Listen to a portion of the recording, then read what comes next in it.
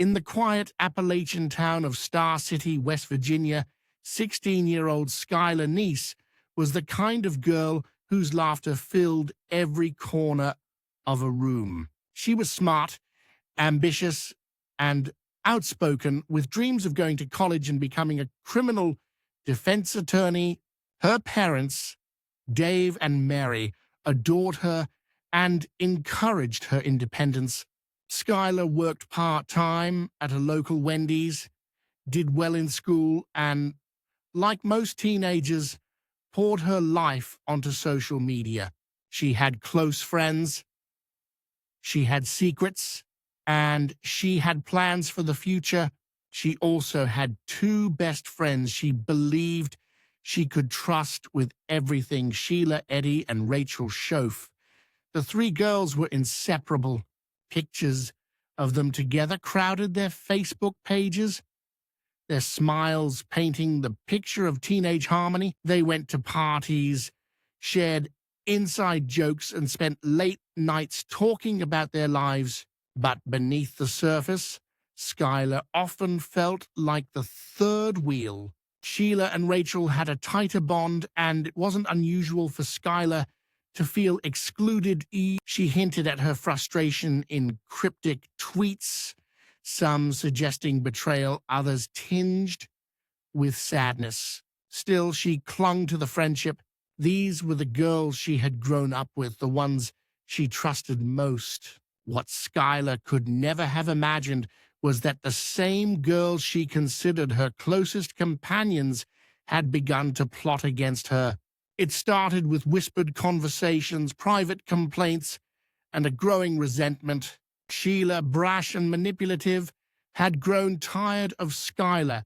Rachel, caught between loyalty to both friends, leaned toward Sheila's dominance. Their frustrations twisted into something dark, and slowly, a plan began to take shape. They convinced themselves that their lives would be better if Skylar simply wasn't around. On the evening of July 5th, 2012, Skylar came home from her shift at Wendy's, kissed her parents goodnight, and retreated to her bedroom. Hours later, when the world outside was still and silent, she pushed open her window and slipped into the summer night. It wasn't unusual for her to sneak out. Teenagers in Star City often bent the rules for a night of freedom. When Sheila's car pulled up, Skylar climbed in without hesitation. Inside were the two girls she trusted, the ones she thought were taking her for a joyride through town. What she didn't know was that both carried knives hidden beneath their clothes, and in the trunk lay bleach, clean clothes, and shovels. They drove across the state line into Pennsylvania, down winding country roads until the lights of town were far behind.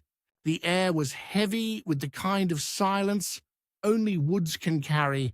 The three girls got out of the car under the pretense of smoking.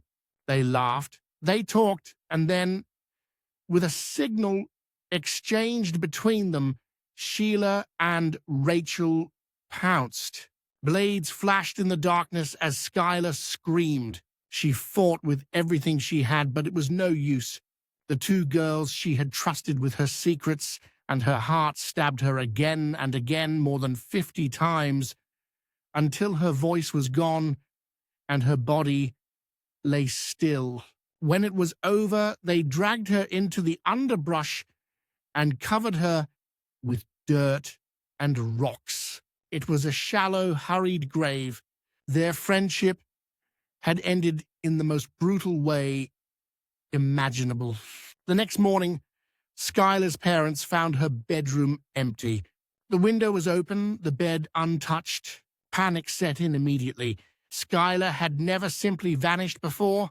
They called her phone, searched the neighborhood, and eventually called police. At first, investigators believed Skylar had run away.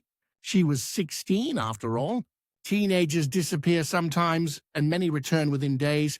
But something about this case felt different. Surveillance footage from the apartment complex showed Skylar climbing into a car at around midnight. The grainy footage confirmed she hadn't simply wandered off. Her friends, Sheila and Rachel, seemed distraught. They sat with her parents, joined in searches, and plastered social media with messages begging for Skylar's safe return. Sheila especially put on an impressive performance, tweeting about how much she missed Skylar, writing messages filled with feigned grief, but behind closed doors, she was cold. To those who knew her well, it was clear that her emotions were an act, though no one could have imagined the truth. Months passed, and still Skylar did not return. Rumors circulated through the high school. Some whispered that she had overdosed, others that she had run away with an older boyfriend. Her parents never gave up. They pushed for national attention, demanding answers, pressuring investigators not to let her case go cold. What they didn't know was that the killers were still walking freely through their lives, smiling at them, pretending to care. The pressure of keeping such a dark secret eventually became too much. In January 2013, 6 months after the murder, Rachel Shoaf cracked. In a moment of emotional collapse, she confessed everything to police. Through tears, she admitted that she and Sheila had killed their best friend, not out of self-defense, not in a moment of passion, but simply because they didn't like her anymore. Her words chilled the investigators who listened. She then led them to the remote spot in Pennsylvania where Skylar's body had been buried. The search team found human remains there, scattered and weathered by months of exposure. They were confirmed as Skylar's. For her parents, the confirmation was devastating, yet it offered closure to months of torment. They finally knew the truth, that their daughter had been betrayed in the cruelest possible way. Police moved quickly. Rachel was arrested, and Sheila continued to deny involvement until mounting evidence forced her hand. In the courtroom, the public saw 2 young girls who had thrown their lives away in an act of senseless cruelty. Rachel pled guilty to second-degree murder, expressing remorse as tears streamed down her face. She was sentenced to 30 years in prison with eligibility for parole. Sheila, less remorseful and more defiant, was sentenced to life in prison with a possibility of parole after 15 years. For the community of Star City, the case was a nightmare that shattered the illusion of small-town safety. Parents looked at their children's friends differently, haunted by the knowledge that betrayal could come from those closest to us. At school, students struggled to process the loss of one classmate and the fall of 2 others, all tied together in a tragedy that seemed too brutal to comprehend. For Skylar's parents, the grief never left, but they channeled it into action. They lobbied for changes in the law, pushing for Amber Alerts to be issued even when a child was believed to be a runaway. Their efforts led to the passage of Skylar's Law, ensuring that other families would not face the same delays in those crucial early hours of a disappearance. Their daughter's life had been stolen, but her legacy would protect others. Even years later, people who followed the case struggled with its senselessness. There was no financial motive, no long-standing feud, no act of self-preservation. The reason, as Rachel bluntly put it, was that they simply didn't want to be friends with Skylar anymore.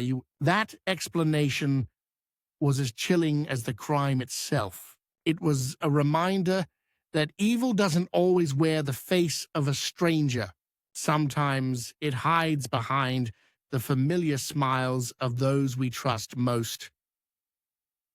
The betrayal of Skylar Neese remains one of the most haunting true crime stories of modern times. It forces us to ask uncomfortable questions. How well do we really know the people around us? What secrets linger behind the masks they wear? And how could a bond meant to be built on loyalty and care transform into an act of unimaginable cruelty? Now, for Skylar's parents, the answers will never be enough. They live each day with the memory of their daughter and the knowledge that her final moments were filled with fear at the hands of the people she loved. For the rest of us, her story serves as a chilling reminder that trust is fragile, and sometimes the deepest wounds are inflicted not by strangers in the dark, but by friends we once believed would never harm us. In the suburban sprawl of Port St. Lucie, Florida, 18-year-old Tyler Hadley was a familiar figure. He was tall, thin, and had the kind of restless energy that made him hard to miss in the hallways of his high school. But behind the casual exterior was a young man burdened by a growing darkness. Tyler had always struggled. His grades slipped, his temper sometimes flared, and his experiments with drugs and alcohol were no secret to his friends. His parents, Blake and Mary Jo Hadley, were stern but loving.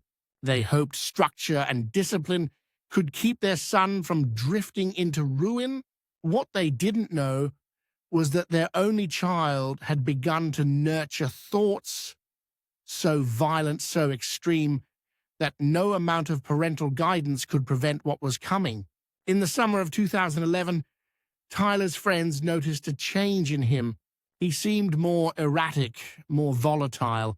He talked openly about getting high and skipping school, but then his words grew darker.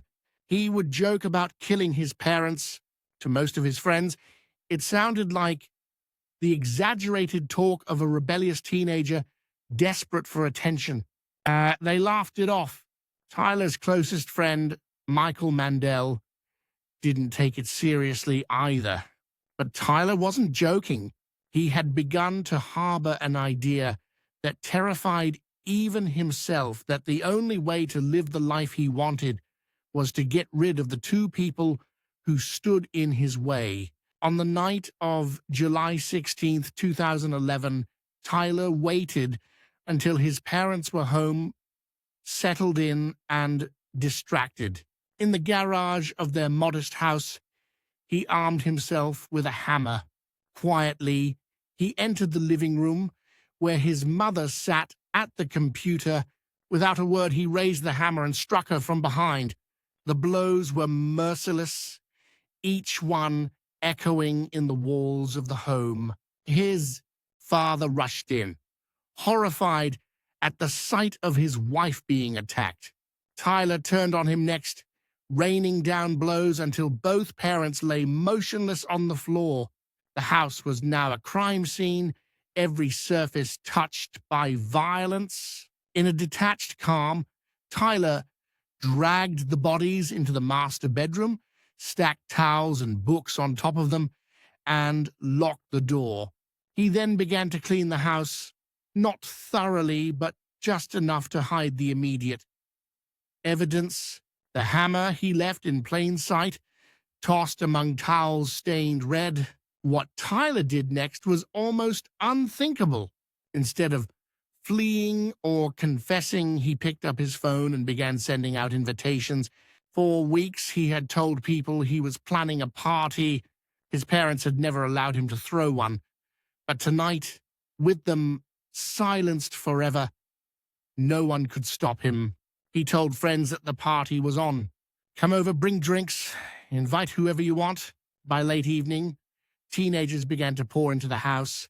The scene inside was surreal.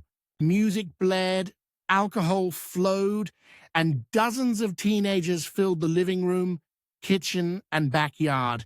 They danced, laughed, and smoked, while just a few feet away behind a closed bedroom door lay the bodies of Tyler's parents. Some guests noticed strange smells. Others saw dark stains on the floor that looked suspiciously like blood, but most ignored it, too caught up in the chaos of the party to ask questions. There, Tyler himself drifted through the crowd, offering drinks, chatting, and occasionally hinting at what he had done. "My parents aren't home," he told some. "I killed them," he told others. Most thought he was joking. It wasn't until his best friend, Michael Mandel, pulled him aside that the truth began to take shape. Tyler confessed in chilling detail. He described how he had killed his parents, where he had put the bodies, and even showed Michael the bloodstains and the hammer. Michael was stunned, caught between disbelief and horror.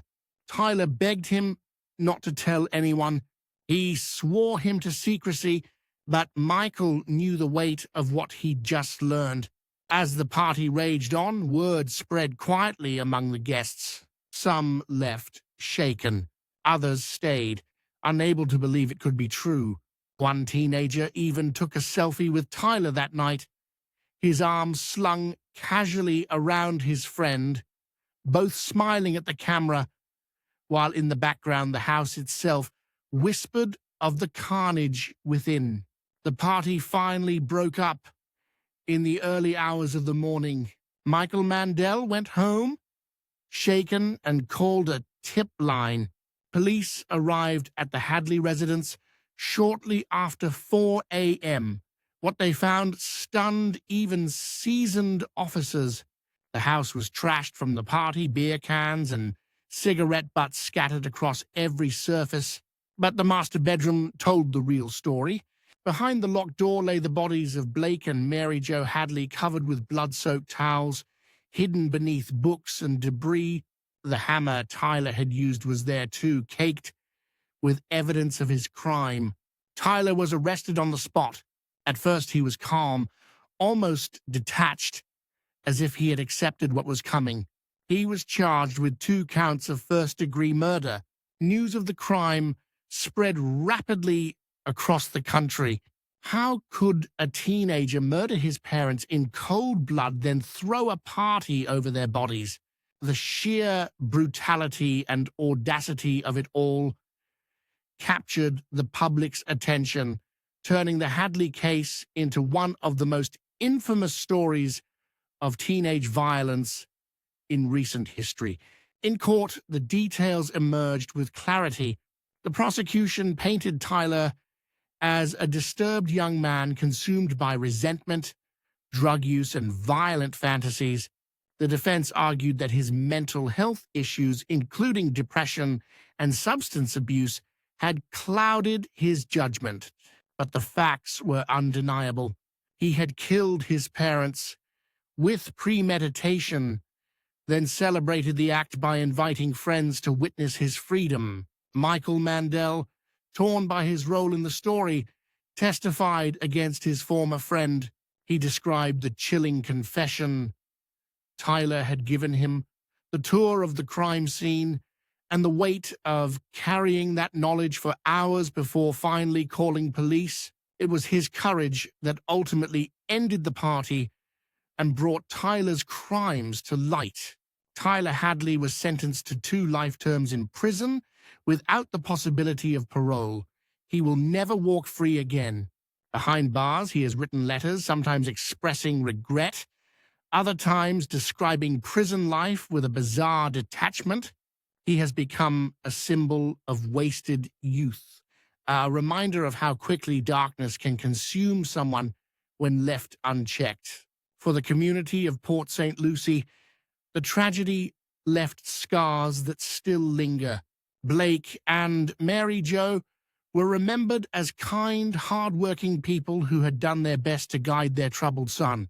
Their deaths at his hands were a betrayal that defied comprehension. For Michael Mandel, the trauma of that night never fully faded. The image of his best friend smiling at a party while his parents lay dead in the next room, haunted him long after the case was closed.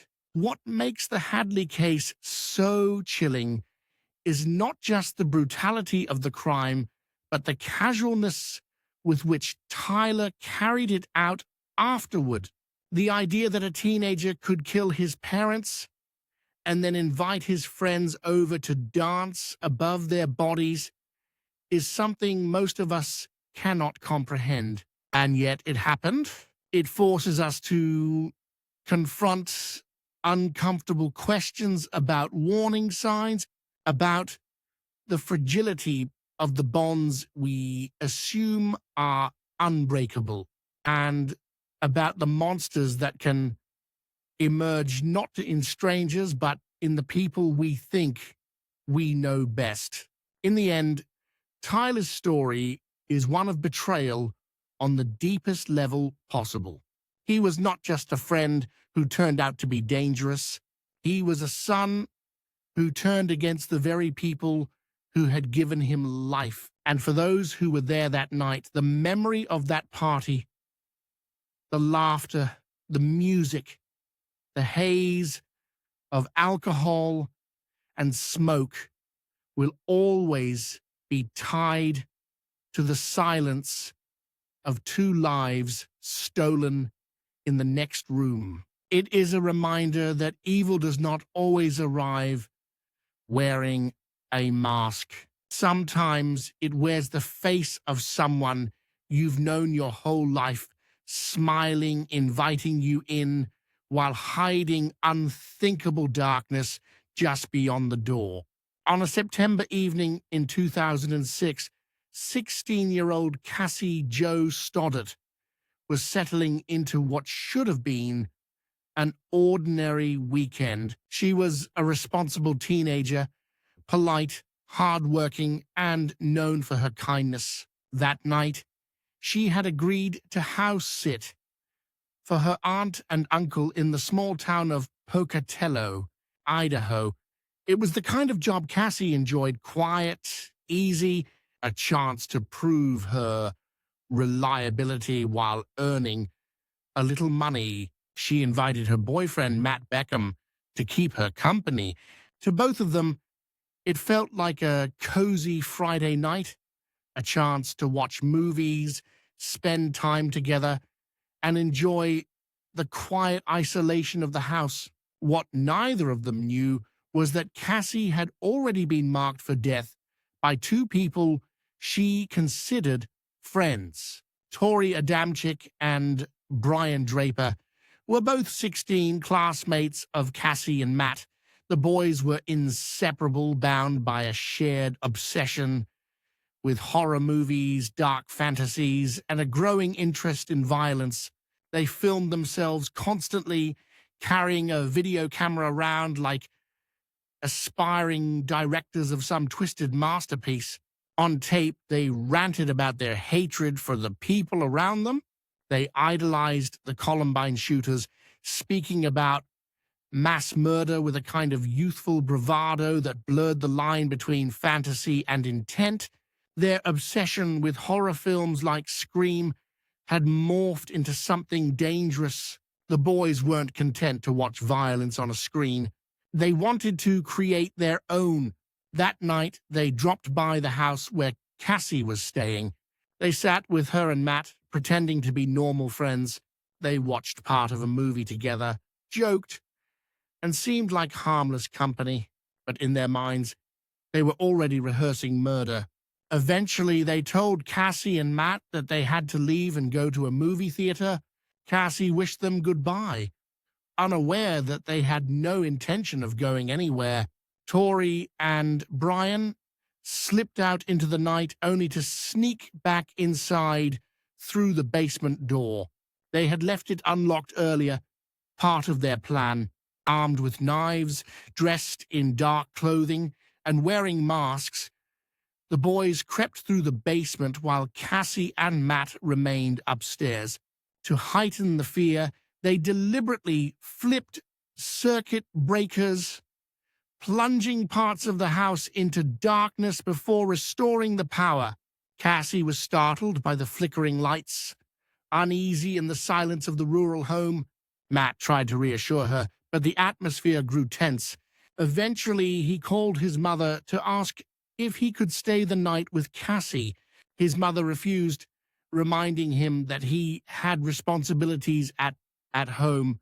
Reluctantly, Matt left, promising Cassie he would see her the next day. She was left alone in the house, nervous, but determined to finish her job of house-sitting. When Matt walked out the door, the predators in the basement knew their moment had come.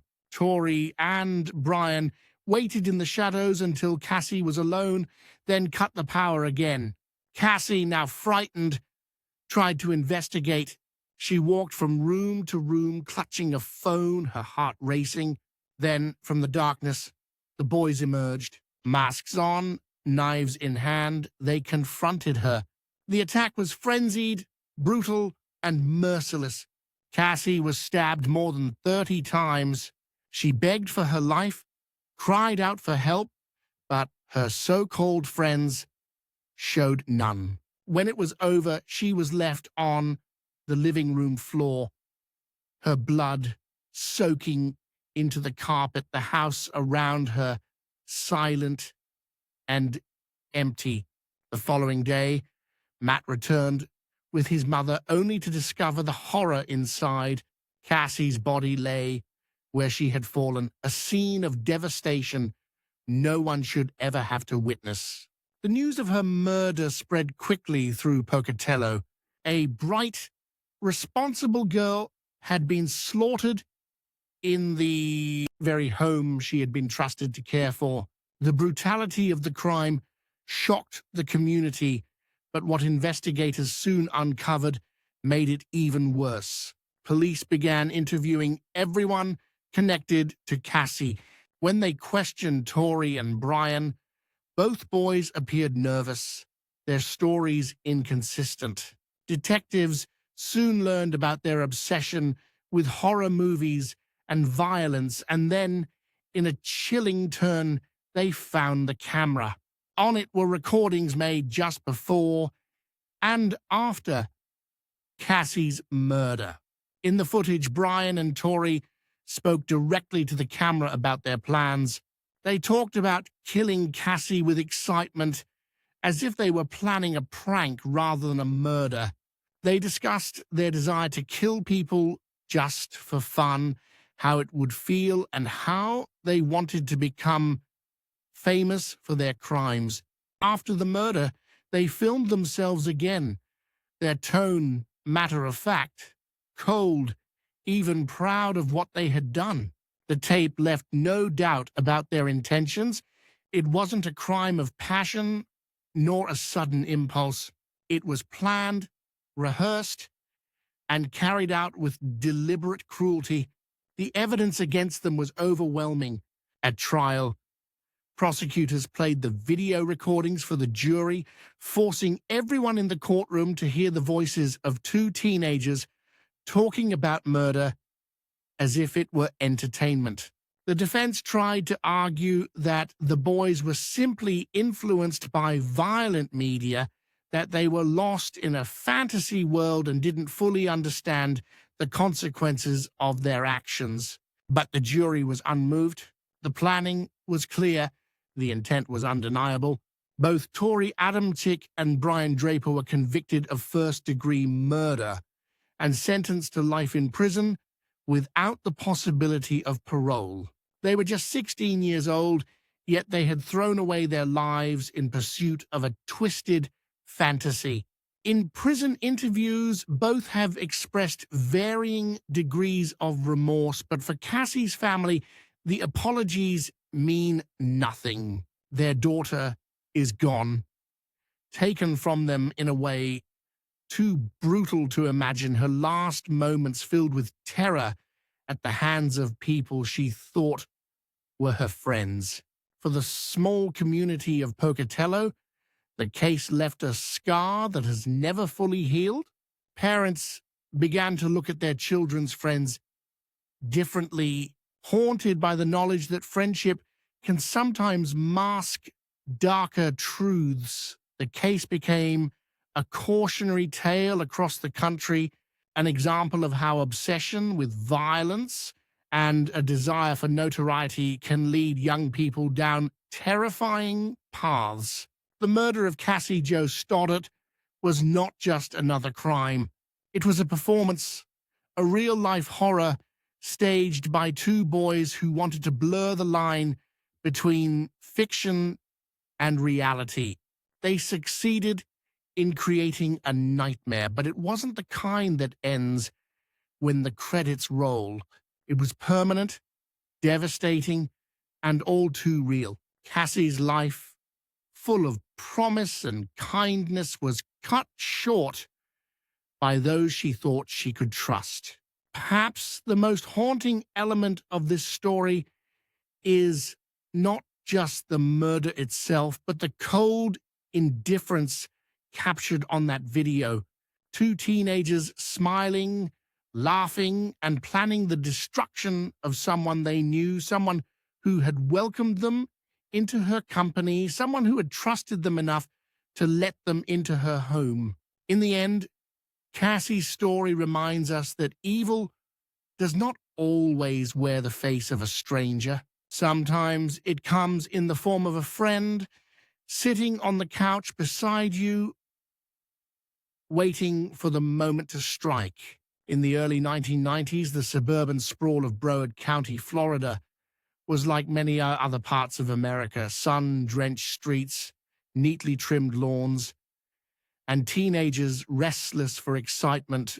Among the kids drifting through that world was Bobby Kent, an 18-year-old who, at first glance, seemed charismatic, outgoing, and ambitious. He worked out constantly, drove a nice car, and projected an image of confidence that made him appear larger than life among his peers. But beneath that confident veneer lay something darker. To those who knew him best, Bobby was manipulative, controlling, and cruel. His charm was a mask for a streak of sadism that left a lasting impression on the people around him. Bobby's closest friend, Marty Puccio, had been by his side since childhood. They were inseparable, neighbors who had grown up together, gone to school together, and formed an intense bond that blurred the line between loyalty and dependency. But while Bobby thrived on control, Marty was submissive, often the target of Bobby's torment. He endured humiliations, pranks, and bullying, both physical and psychological. Bobby wielded dominance over Marty, convincing him that their friendship was unbreakable, even as he chipped away at his confidence and self-worth. As they grew into teenagers, the dynamics only worsened.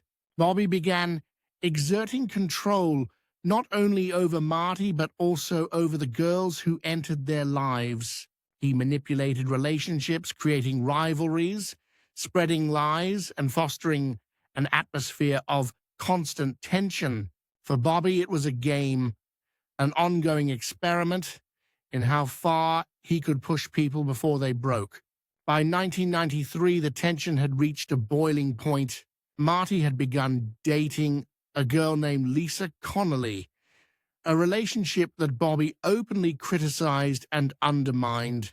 Lisa, who saw Bobby's cruelty firsthand, grew to despise him. She listened to Marty's stories of abuse and humiliation, the ways Bobby tormented him daily, and she began to feel protective. Lisa resented Bobby's influence over her boyfriend, and she became convinced that Marty would never be free until Bobby was out of the picture for good. It didn't take long for Lisa's animosity to turn into action. She started talking about Bobby with her friend Alice Willis, who had her own reasons for disliking him. Bobby had manipulated Alice in the past, using her emotions and exploiting her trust. Together, Lisa and Alice began feeding Marty a new idea that he didn't have to live under Bobby's shadow anymore, that he could take control of his life, and that the only way to do it was through violence. What started as venting and fantasy soon spiraled into planning. Over the course of weeks, the teenagers built a conspiracy. Lisa recruited others into their circle, including Alice's cousin, a boy named Derek Zvierko. Then came Donnie Semenek, a friend of Marty's who also harbored resentment toward Bobby. And finally, Heather Swallows, a quiet girl who, while less involved in the planning, was drawn into the orbit of what was about to unfold. Piece by piece, the group convinced themselves that Bobby Kent was a problem too dangerous to leave unsolved. The solution, they decided, was to kill him. On the night of July 14th, 1993, the plan moved into motion. Lisa had arranged a meeting under the guise of a double date. Bobby believed he was heading out to meet girls, unaware that he was being lured into a deadly trap. The group gathered at a remote construction site in western Florida, a place dark and isolated enough to carry out what they intended. When Bobby arrived, the atmosphere seemed casual at first. There was small talk, nervous laughter, and the appearance of a typical teenage hangout. But beneath the surface, tension was thick. Every glance, a silent acknowledgement of what was to come. Marty stood at the center of it, torn between fear and determination. Years of abuse had led him to this point, and now he was about to sever the tie that had defined his life. The attack began suddenly. Donnie struck first, stabbing Bobby in the neck. Bobby screamed, shocked and disoriented, trying to fight back. But the others joined in. Marty lunged with a knife, stabbing his best friend repeatedly. Derek hit him with a baseball bat. The group descended in a frenzy, fueled by adrenaline and rage. Bobby fought hard, staggering through the mud and weeds, desperately trying to escape. But the group pursued him, cutting off his attempts to flee. Blow after blow landed until finally Bobby collapsed, his body giving way beneath the relentless assault. When it was over, the teenagers stood in silence, staring at what they had done. Bobby Kent, once the dominant force in their lives, lay dead at their feet. The reality of the act began to set in. Panic followed. They dragged his body to a nearby canal, hoping to conceal it. Then, shaken but still bound together by their crime, they returned home. The murder had been committed, but the consequences had only just begun. It didn't take long for the conspiracy to unravel. Guilt gnawed at some of the group, particularly Heather Swallows, who had been reluctant from the start. Unable to carry the weight of the secret, she confessed to her mother, who then contacted authorities. Police quickly pieced together the plot. Each of the teenagers was arrested, and the details spilled out under questioning. The story shocked the nation, not only because of its brutality, but because of the sheer number of people involved. This wasn't a crime of passion committed by one angry individual.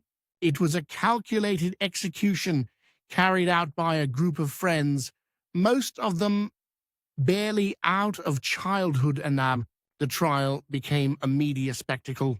Prosecutors painted a picture of teenagers consumed by peer pressure, manipulation, and a misguided sense of empowerment.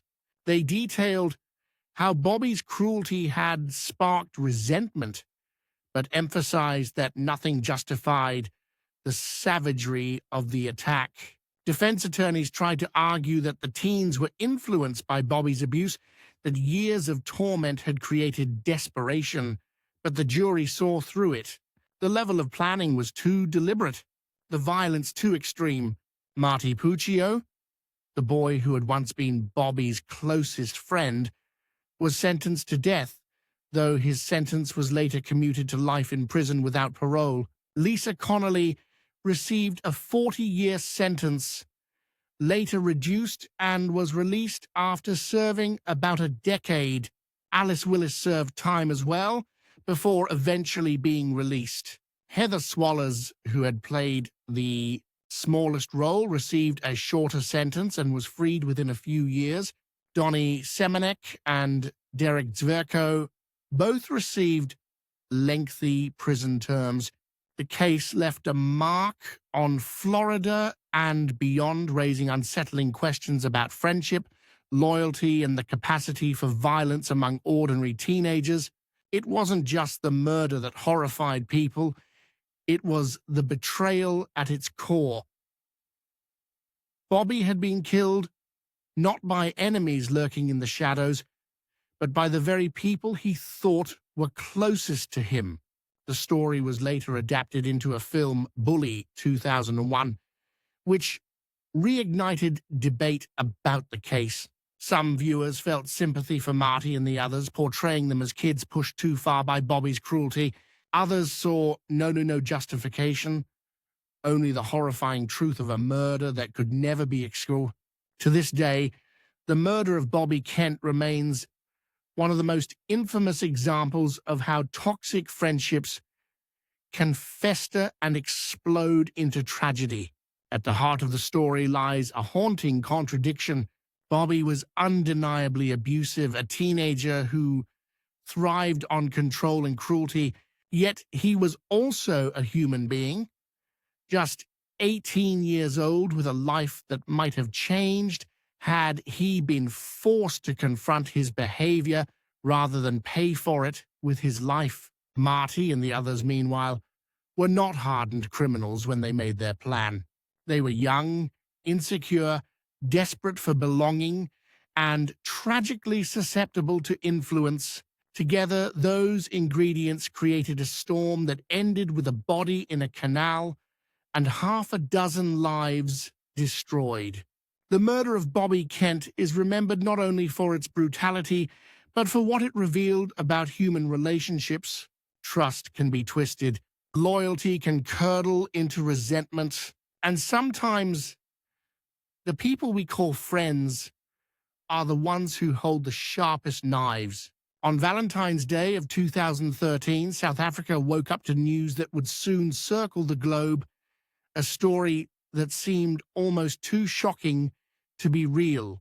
Reeva Steenkamp, a 29-year-old model, law graduate, and television personality, was dead. The man who had killed her was not some anonymous figure lurking in the shadows, but one of the country's most celebrated athletes, Oscar Pistorius, the Blade Runner, an international icon whose story of triumph over disability had made him a household name. It was a story that combined glamour, tragedy, and betrayal. A real-life drama that would leave the world questioning how a romance that looked perfect from the outside could end in such violence. Reeva was more than just a model.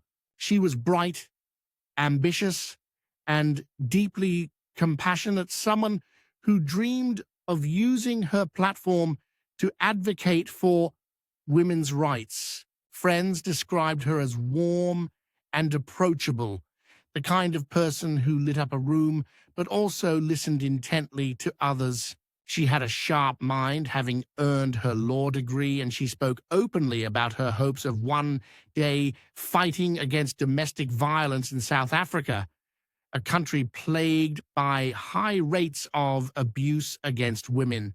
In many ways, Reeva represented resilience and promise. Her boyfriend, Oscar Pistorius, represented resilience of another kind. Born without fibulas, his legs were amputated below the knee before his first birthday. Through determination, training, and talent, he became one of the fastest runners in the world, earning the nickname Blade Runner. for the carbon fiber prosthetics that carried him to victory. He won medals at the Paralympic Games and became the first double amputee to compete in the Olympics, running against able-bodied athletes in London. In 2012, he was adored by fans, hailed as proof that human limits could be shattered. His story was inspirational, the kind of sports narrative that transcended the stadium. When Riva and Oscar began dating in 2012, they seemed like a golden couple. They appeared together at events, smiling for cameras, embodying success and beauty, but beneath the public facade, their relationship was more complicated. Friends later testified that Oscar was controlling and quick-tempered, prone to jealousy and sudden bursts of rage. He was obsessed with security, living in a gated community but constantly afraid of crime and intruders. He kept multiple firearms in his home and had spoken openly about his fear of being attacked. For Riva, the relationship was intense, filled with affection, but also moments of unease. On the night of February 13th, 2013, the couple returned to Oscar's home after spending the evening together. It was a luxurious property in Pretoria with high walls, security systems, and guards at the gate. By all accounts, it should have been one of the safest places in the country, but in the early hours of the morning, neighbors heard gunshots. At 3:20 a.m., Oscar called for help. By the time emergency responders arrived, Riva was dead. She had been shot 4 times through a locked bathroom door. Oscar told police he had mistaken her for an intruder. He claimed that he had woken in the night, heard a noise from the bathroom, and, fearing a break-in, grabbed his 9mm pistol. Walking on his stumps without his prosthetic legs, he fired into the small, locked room, only to discover afterward that it was Riva inside. He wept during interviews, insisting it had been a tragic accident. But investigators were skeptical. They found inconsistencies in his account. Why would Riva lock the bathroom door in the middle of the night without saying a word? Why had Oscar fired not 1 but 4 shots, each aimed with deadly precision at the height of a person crouching inside? Neighbors reported hearing screams before the gunshots, suggesting an argument rather than a burglary. The prosecution built a case that this was no accident, but the culmination of a volatile relationship, a moment of rage in which Oscar, angry or fearful, had deliberately fired on his girlfriend. The trial began in 2014 and quickly became one of the most closely watched legal proceedings in the world. Dubbed the trial of the century in South Africa, it was televised live with millions tuning in each day. The courtroom was filled with reporters, family members, and spectators, while outside, crowds gathered, holding signs both in support of Oscar and in remembrance of Riva. Prosecutors argued that Oscar was a man prone to anger, reckless with firearms, and unable to control his impulses. They highlighted prior incidents in which he had discharged a gun in public, his tendency to lash out at others, and his controlling behavior toward Riva. They painted a picture of a relationship fraught with tension, one in which Riva had begun confiding to friends that she was afraid. In one message she had sent weeks earlier, she told Oscar, "I'm scared of you sometimes, of how you snap at me." Oscar's defense team countered with the image of a man haunted by vulnerability. They argued that his disability had left him with deep fears of crime, that living in a country with one of the highest rates of violent break-ins had made him paranoid. They claimed he acted out of instinct, terrified in the moment, and that the shooting was a tragic case of mistaken identity. Oscar himself took the stand, breaking down in tears as he described the events, saying he thought he was protecting both himself and Reva. The trial stretched for months, filled with forensic testimony, witness accounts, and heated arguments. The locked bathroom door became a symbol, the dividing line between two competing stories. One of an accident, the other of intentional murder. In 2014, Judge Thokozile Masipa delivered her verdict. She found Pistorius guilty not of murder, but of culpable homicide, a charge similar to manslaughter. She ruled that the state had not proven intent beyond a reasonable doubt, but that his actions were reckless and negligent. He was sentenced to 5 years in prison. The decision sparked outrage. Many saw it as too lenient, a miscarriage of justice for Reva and her family.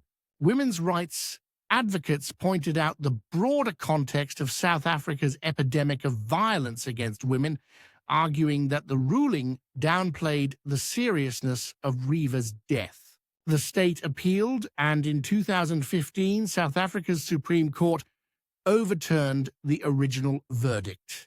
Pistorius was found guilty of murder and in 2016 was sentenced to 6 years in prison. That sentence was later extended to 13 years after yet another appeal. As of today, Oscar Pistorius remains behind bars. His once shining career has been reduced to a cautionary tale, his medals and victories overshadowed by the memory of 4 gunshots in the early hours of Valentine's Day. For Reva's family, the legal battles and media frenzy did little to ease the pain of their loss. Her parents, June and Barry Steenkamp, spoke often about their daughter, about her laughter, her intelligence, and her compassion. They emphasized that behind the headlines was a young woman whose life was cut short, whose dreams of building a legal career and advocating for others would never be realized. The betrayal at the heart of the story is what continues to haunt people. Reva entered a relationship with a man admired across the globe, a man who seemed to embody perseverance and courage. Yet in the end, the person she trusted most became the one who ended her life. Her death exposed cracks not only in Oscar Pistorius's carefully crafted image, but also in the way society elevates heroes without fully seeing their flaws. It also sparked larger conversations in South Africa about violence, control, and the illusion of safety. Reva's story became part of a national reckoning about how women are treated, how easily abuse is ignored until it is too late, and how quickly fame and status can cloud judgment. For many, her death symbolized the reality that even the most glamorous relationships can hide deep, dangerous currents